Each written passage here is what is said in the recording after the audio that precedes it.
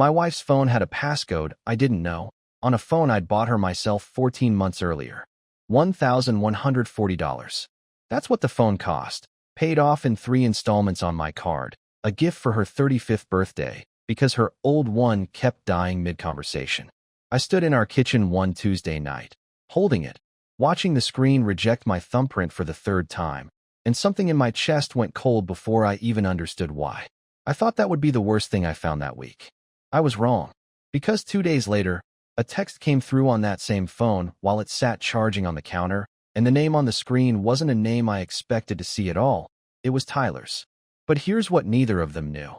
I'd already started noticing things 11 days before that text lit up the screen, and I'd been quietly building a picture neither of them thought I was capable of building. Somewhere ahead of me there's a kitchen table, a folder, and a silence so complete I could hear the refrigerator humming through the whole thing. I'll get there. My name is Damian Cole. I'm 39 years old. Let me take you back to before any of this started, because the man I was 11 months ago wouldn't have believed a word of what I'm about to tell you. Meredith and I got married when I was 28. 11 years, this past June. We met at a mutual friend's barbecue in our mid-20s, and it was easy in the beginning, the kind of easy that makes you believe a relationship is supposed to stay that way forever. We had Ivy 4 years into the marriage. From the outside, I think most people would have called what we had good: a house in a decent neighborhood, a kid who did well in school, a husband who worked hard and provided. I want to be honest about something, because I wasn't blindsided the way I sometimes wish I could tell this story. There was a version of our marriage that existed mostly on paper by the time any of this started. Bills paid, schedules coordinated, birthdays remembered. I was good at that version. I was a regional sales director for a mid-sized distribution company, and the job had a way of eating hours I didn't fully notice going. 12-hour days became normal. Weekend calls became normal. I told myself I was building something for us, for Meredith, for Ivy, for a future I could point to and say, look what I did for this family. I never asked myself, not seriously, whether Meredith wanted a future or wanted a husband who was actually there for the present. Tyler had been my closest friend since 10th grade. Groomsman at my wedding.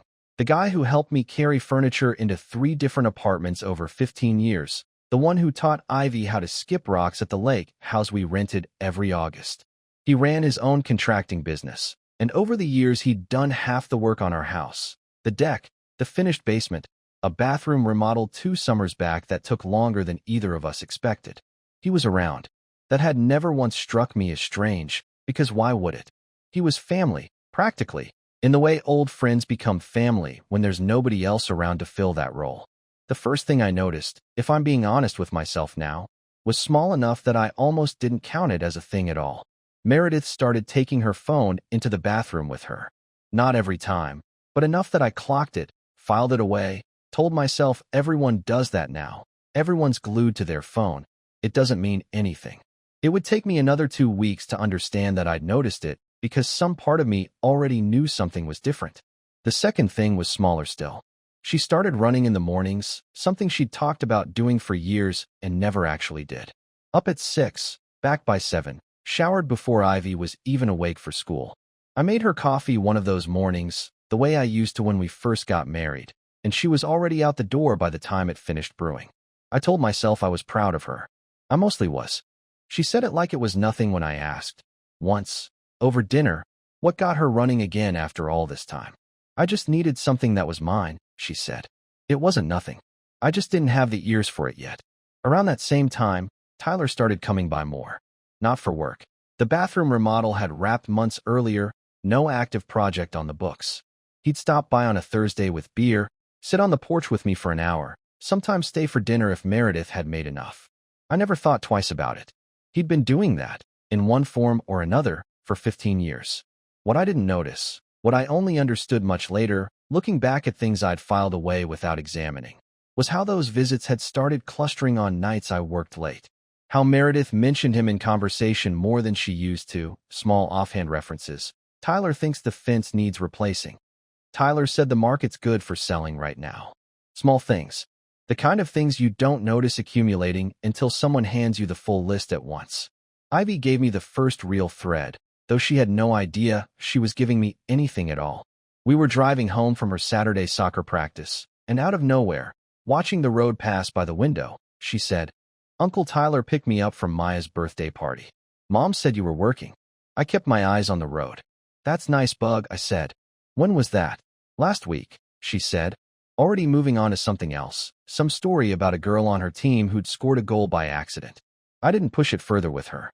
I filed it in the same place I'd filed the bathroom phone thing, the running, Tyler's Thursday visits, a growing pile of nothing in particular that was starting, without my full permission, to look like something. I want to say I confronted anyone that week. I didn't. I told myself a marriage doesn't survive 11 years by one partner interrogating every changed habit, that I was being paranoid, that Tyler was practically my brother and Meredith wasn't the type. I'd built an entire identity around being the steady one, the provider, the guy who didn't need to check up on his own wife because trust was supposed to be the foundation everything else stood on. I didn't yet understand that trust, unexamined for long enough, starts to look a lot like avoidance wearing a nicer name. That was the night, sitting in my truck in our own driveway after dropping Ivy off, engine still running, some part of me not ready to walk inside yet, that I understood I'd have to start actually paying attention, whether I wanted to or not. I didn't know it yet, but the phone with the new passcode was still 11 days away. What I found before that, in the quiet space of just watching more carefully, was going to be worse than I expected, and it wasn't going to come from where I thought I should be looking. The next morning, I did something I'd never done before in 11 years of marriage. I opened Meredith's laptop while she was in the shower, the old one she kept for paying bills and ordering groceries, and looked through the browser history. Nothing damning. Amazon orders, a recipe site, a real estate listing for a house 3 streets over that I didn't recognize. I closed the laptop before she came downstairs, telling myself I was being ridiculous, that a real estate listing for a random house meant nothing at all. 3 days later, at dinner, I brought it up casually, the way you test a theory without announcing you're testing it. "Saw a house for sale on Maple. Thought about looking at it sometime," I said, watching her face instead of my plate. Something crossed her expression fast enough that I almost missed it. "Oh, yeah, I saw that too," she said. "Just curious what things are going for around here." She didn't ask which house I meant. I hadn't told her. I didn't say anything else about it.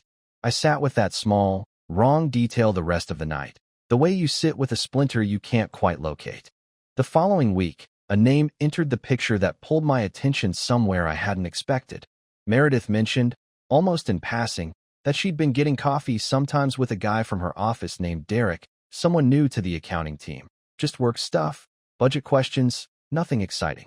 She said it easily, unprompted, in a tone that felt almost like she was getting ahead of a question I hadn't asked yet. I latched onto Derek immediately. It made a certain kind of sense, someone new, someone at her workplace, someone I'd never met and had no history with. For the better part of a week and a half, I built an entire theory around him. I noticed she mentioned him twice more, small work anecdotes.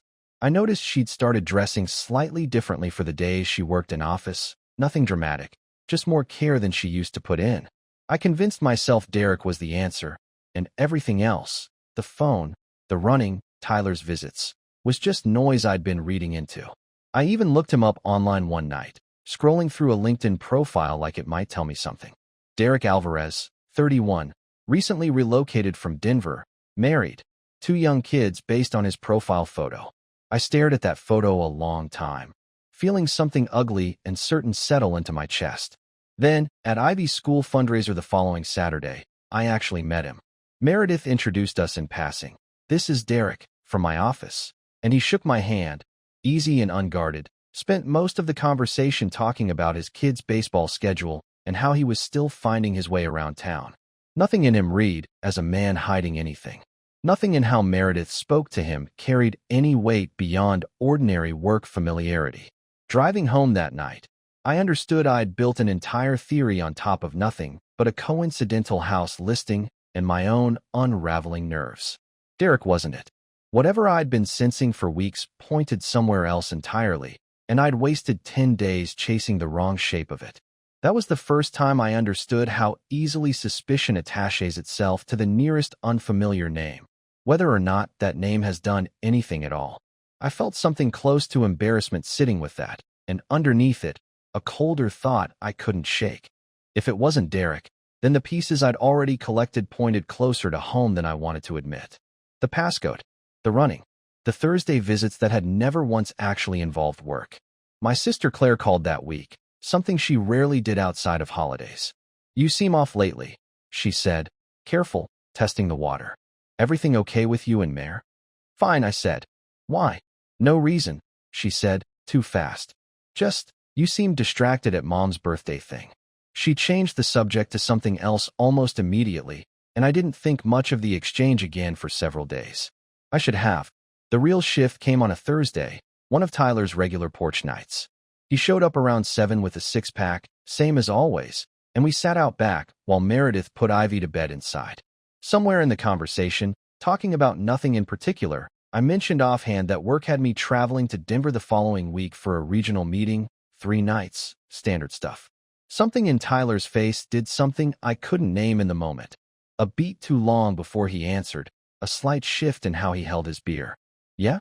That's a while," he said. "You guys good with Ivy's schedule while you're gone?" It was a normal question. Any close friend might ask it. But something about the way he asked it, too careful, too specific, sat wrong with me in a way I couldn't articulate that night. I didn't say anything to Meredith about it. I went to Denver as scheduled, 3 days of meetings that blurred into each other the way business trips do, and I called home each night. And each night Meredith sounded exactly like herself, tired from work, tired from Ivy, nothing in her voice that read as anything other than ordinary. On the second night, though, something small happened that I filed away without fully processing at the time. I called around 8, and it took her 4 rings to answer, and when she did, there was a beat of silence before she said hello, like she'd needed a second to arrange her voice into the right shape. In the background, faint, I heard what sounded like a door closing. "Everything okay?" I asked. "Yeah, just putting Ivy's stuff away," she said. "Long day." I didn't push it. I told myself doors close in houses all the time, that I was hunting for meaning in ordinary sounds because I'd spent 2 weeks priming myself to find something wherever I looked. When I got home from Denver, the house felt exactly the same. Ivy ran to hug me at the door. Meredith kissed me, asked about the trip, made dinner. Nothing about that homecoming told me anything was wrong. If you've ever walked back into your own life after a few days away and felt, underneath all the normalcy, some small persistent wrongness you couldn't name, you know there's no shaking that feeling once it takes hold, no matter how ordinary everything looks on the surface. It was 2 nights after I got back that Meredith's phone rejected my thumbprint for the first time. I hadn't been trying to get into it for any particular reason. I just grabbed it off the counter to check the weather app, while mine charged upstairs, an ordinary reflex I'd done 100 times without thinking. The screen asked for a passcode I didn't know existed. I stood there in our kitchen a long moment, holding a phone I'd paid $1,140 for 14 months earlier, watching it refuse me, and something in my chest went cold in a way that had nothing to do with the weather I never got to check. I didn't say anything about the passcode that night.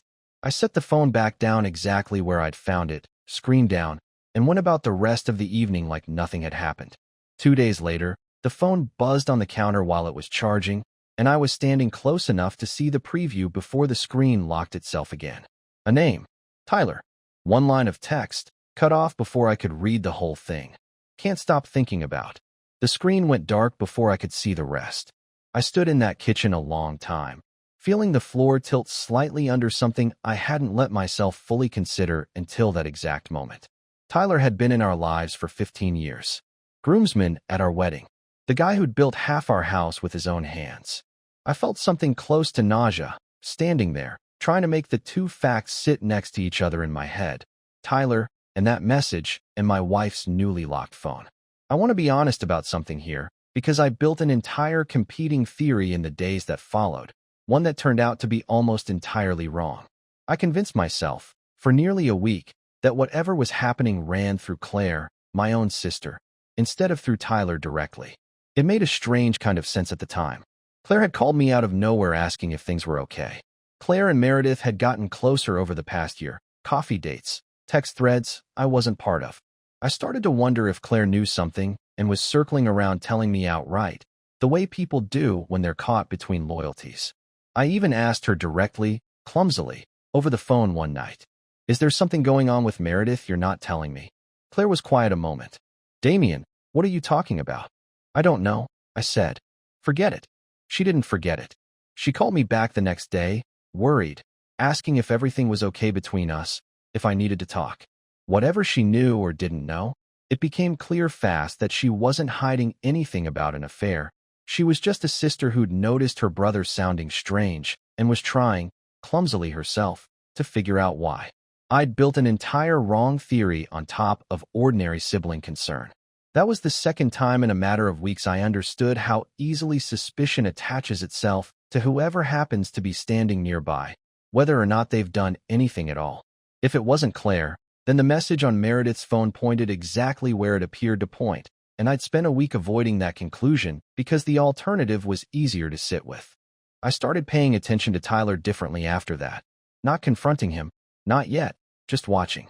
I noticed, the next time he came by, that he didn't quite meet my eyes the way he used to. He left earlier than usual, some excuse about an early job site the next morning. Small thing. I filed it. I noticed something else, too, a few days later, going through the garage looking for a specific wrench, an invoice from Tyler's business, dated 8 months earlier, for deck refinishing. A job I distinctly remembered him doing in a single Saturday afternoon, not the multi-day job the invoice described. The dollar amount was higher than anything he'd ever charged me before for comparable work. I stood in that garage a long moment, invoice in hand, feeling something cold and precise settle into place. I didn't confront Meredith with any of it yet. I told myself I needed more before I said anything that couldn't be unsaid. Instead, I did something I'd never done in 11 years of marriage. I started keeping a quiet record. Dates, small inconsistencies. The invoice, photographed on my phone, and then put back exactly where I'd found it. The following Thursday, Tyler didn't come by at all, the first missed porch night in longer than I could remember. When I asked Meredith about it, she said he'd mentioned being busy with a new job. I let it sit. 2 days after that, though, I saw his truck 3 streets over, parked outside the house on Maple I'd mentioned at dinner weeks earlier, the one Meredith claimed she'd only glanced at online out of curiosity. I didn't stop. I didn't get out of my own truck. I sat there at the end of the block for 11 minutes, watching an empty driveway and a truck that had no business being there, feeling something in my chest that wasn't quite anger yet. It was closer to the moment right before you understand something completely, the last stretch of not knowing before the not knowing becomes impossible to sustain. That night, lying next to Meredith in the dark, I understood something about the last several weeks that I hadn't let myself say out loud even to myself. I hadn't been building a case out of paranoia. I'd been building it because some part of me had known, longer than I wanted to admit, that something in our marriage had quietly stopped being what it looked like from the outside. I called Curtis, not a lawyer, my old college roommate who worked in IT and had, years earlier, half-jokingly shown me how location sharing worked on family phone plans neither of us had ever actually used for anything except finding lost devices. I asked him, carefully, whether there was a way to check historical location data on a shared family account without the other person knowing. Legally, if it's your account and your kid's on the same plan, you're probably fine, Curtis said. Practically, you sure you want to know? I sat with that question a long moment, phone against my ear, in my own driveway again, engine off this time. Yeah, I said. I'm sure. If you've ever asked a question you already suspected the answer to, and asked it anyway because not knowing had become worse than knowing, stay with me, because what that location history showed me 2 days later wasn't just confirmation. It was a pattern going back further than I'd let myself imagine, and it was going to change how I understood almost everything I thought I knew about the last several months of my own marriage. The location data took Curtis about 3 days to pull together, longer than he expected, something about the carrier's export process being slower than it should have been.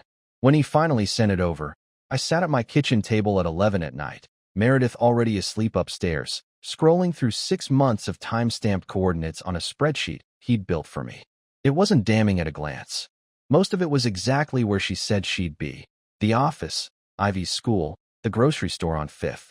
But threaded through it, every couple of weeks, sometimes more, was a location I recognized instantly, an address 3 blocks from Tyler's contracting shop, a coffee place I'd been to myself a handful of times over the years.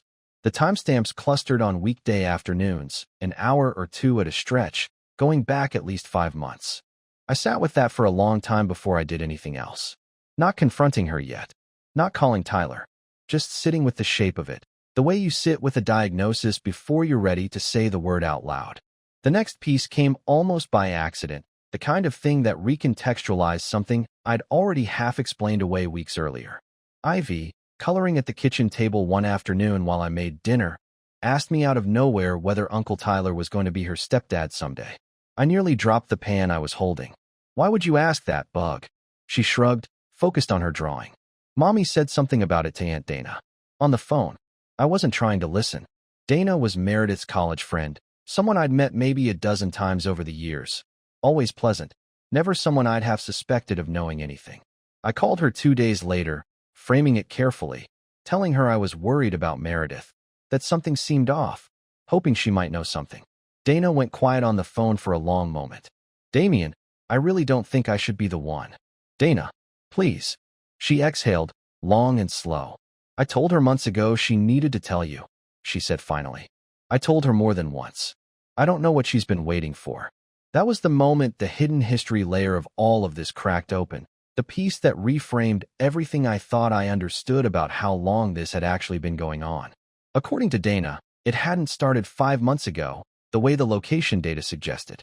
It had started closer to a year earlier, during a stretch when I'd been traveling heavily for a territory expansion at work. 6 trips in 4 months, some of them a week long. Dana said Meredith had confided in her early on, calling it nothing, calling it just talking. The kind of story people tell themselves before they're ready to call something what it actually is. I sat with that revelation a long time after I hung up with Dana. A year, not 5 months. An entire year of my closest friend and my wife, threaded quietly through a version of my life I believed was ordinary and intact. I didn't confront Meredith yet, even with all of this laid out in front of me. I told myself I needed one more piece, something undeniable, something that would leave no room for the kind of denial I already sensed was coming. Curtis had mentioned, almost offhand, that the carrier's records also logged data usage spikes, which sometimes correlated with photo or video transfers.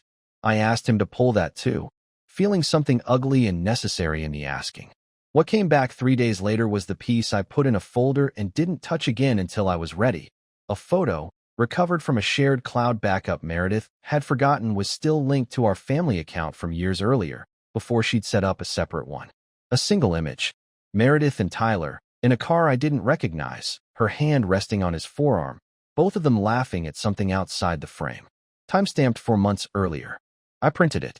I put it in a manila folder along with the invoice, a summary of the location data, and a printed copy of the text preview I'd seen weeks earlier.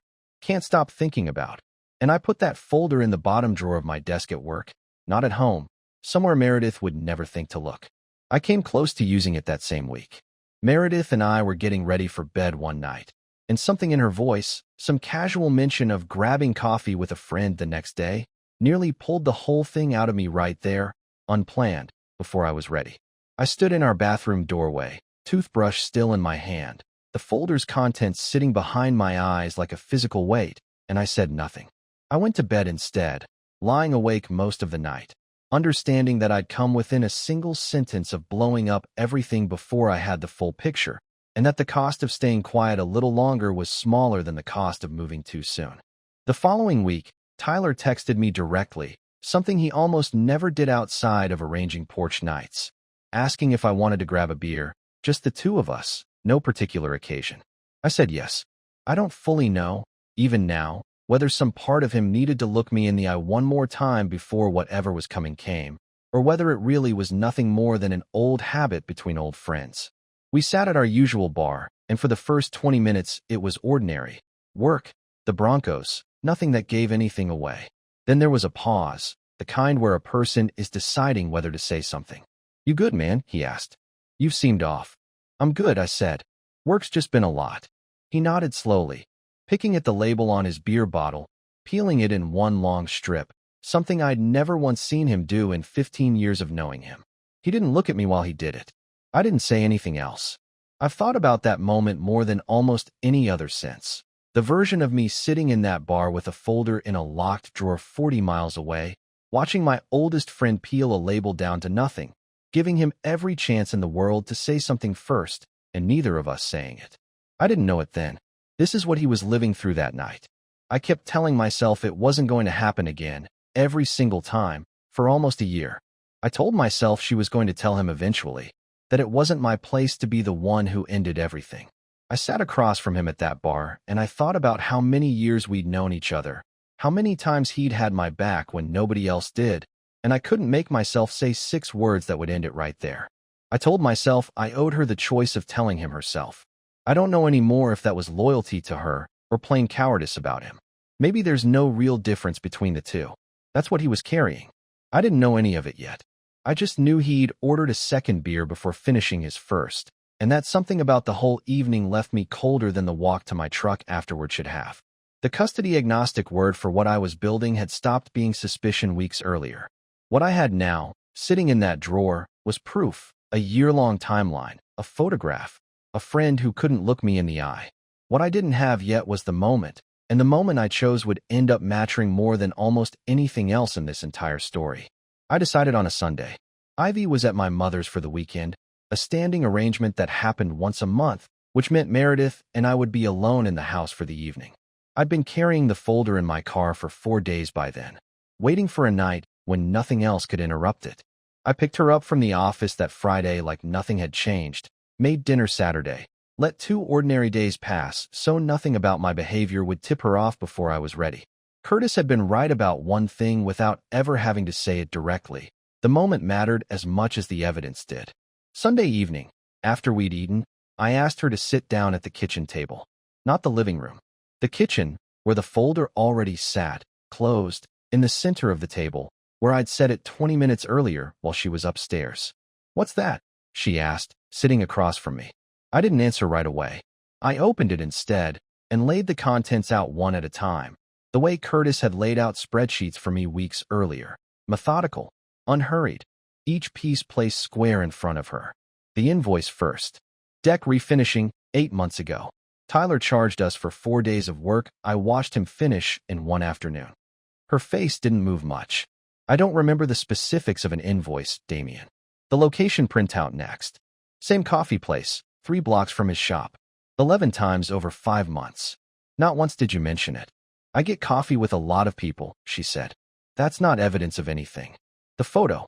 I set it down last and watched something in her finally shift. Not collapse. Not yet. Just a flicker, quick and involuntary, before her expression smoothed back over. That could be anything, she said. That's an old photo. That doesn't mean what you think it means. It's time-stamped 4 months ago, I said. My voice stayed flat. I'd promised myself, driving home Friday, that I wasn't going to raise it, no matter what came back at me. Dana already told me it's been going on almost a year. Her mouth opened, then closed. Dana had no right. That's not a denial, I said. I sat with that number for a long moment, feeling something settle in my chest that wasn't quite anger anymore. Something colder, more finished. I looked at her, and I understood, with a clarity that surprised me given how long I'd been building toward this exact moment, that there was nothing else in that folder I needed to use. She'd said enough. More than enough. I need you to leave tonight, I said. Not forever. I'm not deciding that right now. But tonight. I need the house without you in it. She didn't argue. She didn't cry the way I'd half expected either. She just nodded, slowly, and stood up from the table, and went upstairs to pack a bag, and I sat alone in that kitchen with the folder still open in front of me, the refrigerator still humming, the house quieter than it had been in 11 months, even though nothing in it had physically changed at all. Meredith stayed at Dana's for the first 2 weeks. We talked twice during that stretch, both times short and practical, logistics about Ivy, who'd be where, nothing either of us tried to solve on the phone. I filed for divorce the following month. She didn't contest it. Tyler called me exactly once after that Sunday night, about 10 days later. I let it go to voicemail. He left one, halting, half-finished. I know I don't get to ask for anything from you right now. I've known you 15 years, man, and I don't know how to just let that be over without saying something. I never called him back. Some silences say everything they need to on their own. The divorce moved faster than I expected, given everything. Meredith kept the house. I didn't want it. Not with everything that had happened inside it. and Ivy's school was close enough that keeping her routine intact mattered more to me than the building itself. I found a smaller place across town, closer to my office. With a second bedroom, I let Ivy pick the paint color for herself, something bright and slightly too orange that she loved immediately. What happened to Tyler and Meredith afterward, I only learned secondhand, the way these things tend to travel through people who still know both of you. The affair didn't survive contact with daylight the way affairs conducted in secret rarely do once the secrecy itself is gone. Within 4 months, Tyler had moved 2 states over for a job opportunity he'd apparently been sitting on for a while. Whether that was coincidence or exit, I never asked and nobody offered. Meredith, for her part, lost more than just him. Word moves through a mid-sized city the way it always does. Not everyone learning every detail, but enough people learning enough. 2 of her closest friends, women I'd known for years through her, quietly stopped including her in things. Her mother, when she finally found out the full shape of it, didn't speak to her for almost 3 months. I didn't feel triumphant hearing any of that. I want to be honest about that too. What I felt was closer to something settling into place. Not vindication exactly, just the quiet confirmation that consequences had found their way to where they belonged, without me having to be the one who delivered them personally. I started running myself. That winter, mostly because the early mornings gave me somewhere to put everything I hadn't fully worked through yet. I hadn't done anything like that consistently since college. It surprised me how much I looked forward to it within a few weeks. Something that was mine. The way Meredith had once described her own running to me at a dinner table, I could barely remember now, without something twisting slightly in my chest. Ivy adjusted better than I expected, the way kids sometimes do, faster than the adults around them give them credit for. She settled into the rhythm of 2 houses within a couple of months, and somewhere around the following spring, unpacking the last box in her new bedroom, she pulled out an old family photo without asking. The 3 of us at the lake house. The summer before any of this started, Tyler visible at the edge of the frame the way he'd been visible at the edge of most of our family photos for over a decade. "You look happy here," she said, studying it the way kids study things, without any real weight behind the observation. I said. That part was real, even with everything that came after it. She nodded like that answered something for her, and went back to unpacking, entirely unbothered, and I set the photo on a shelf afterward. Not hidden, not thrown away, just put where it belonged. One piece of a much longer story that had turned out more complicated than any single photograph could hold. Things, slowly, found their shape again over that year. I started sleeping through full nights again sometime that spring, the way I hadn't since long before I even knew anything was wrong. I hadn't realized how long it had been until I woke up one Tuesday and realized I hadn't checked the clock once in the dark. I ran into Meredith the following autumn at one of Ivy's school events, both of us sitting a polite distance apart in folding chairs meant for parents who'd once sat together. Afterward, in the hallway, she stopped me. "Thank you," she said, "for how you've handled everything with Ivy. I know I didn't make that easy for you to want to do." "She's the only thing that was never up for negotiation," I said. Meredith nodded. There was a pause, not quite comfortable, not quite hostile either. The particular quiet of 2 people who'd already said everything true they had left to say to each other. "I'm sorry," she said. "I know that doesn't undo any of it." "No," I said. "It doesn't. But I heard it." We didn't linger. She went to find her coat, and I went to find Ivy, already halfway to asking whether we could stop for pizza on the way home, entirely unbothered by anything the adults in her life had spent the last year working through on their own separate timelines. I drove home that night thinking about the folder, the one that had sat in a locked desk drawer at my office for weeks before that Sunday, the one I'd shredded a few months after the divorce was finalized because there was nothing left it needed to prove. I used to think getting rid of it would feel like something significant. It didn't really. It felt like setting down something I'd been carrying so long I'd nearly forgotten how heavy it had actually gotten, until my hands were suddenly, unexpectedly empty. I still wonder, sometimes, whether Meredith would have told me herself eventually, the way Dana kept pushing her to, or whether she'd have let it run indefinitely if I'd never found that first locked phone. I don't think I'll ever get a clean answer to that, and somewhere over the past year, I stopped needing one the way I used to. That's my story. A folder in a locked drawer, a photo time-stamped 4 months too honest, a friendship that didn't survive daylight once the secrecy left it. Thank you for staying with me through all of it. If any part of this found something familiar in your own life, tell me about it in the comments. I read every one. See you in the next story.